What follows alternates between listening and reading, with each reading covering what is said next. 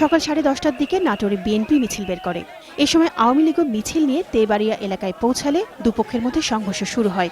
সে সময় সংঘর্ষে রাকিব ও রায়হান নামে দুজন গুলিবিদ্ধ হয়। হাসপাতালে নেওয়া হলে চিকিৎসক তাদের মৃত ঘোষণা করে। নিহতদের নিজেদের কর্মী বলে দাবি বিএনপির। প্রতিবাদে মঙ্গলবার সকাল সন্ধ্যা হরতাল ডেকেছে জেলা বিএনপি। বগুড়া তিনমাথা এলাকায় মিছিল বের করে ছাত্র শিবির কর্মীরা। সে সময় ঢাকা বগুড়া মহাসড়ক অবরোধ করে রাস্তায় আগুন দেয় তারা। ভাঙচুর করা হয় কয়েকটি যানবাহন।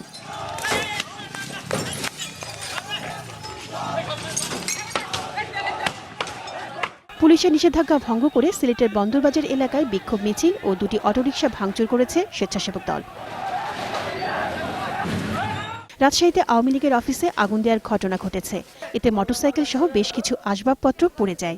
এ ঘটনায় দুজনকে আটক করেছে পুলিশ। পাবনায় পুলিশি বাধা উপেক্ষা করে বিক্ষোভ মিছিল ও সমাবেশ করে মহিলা দলের নেতাকর্মীরা।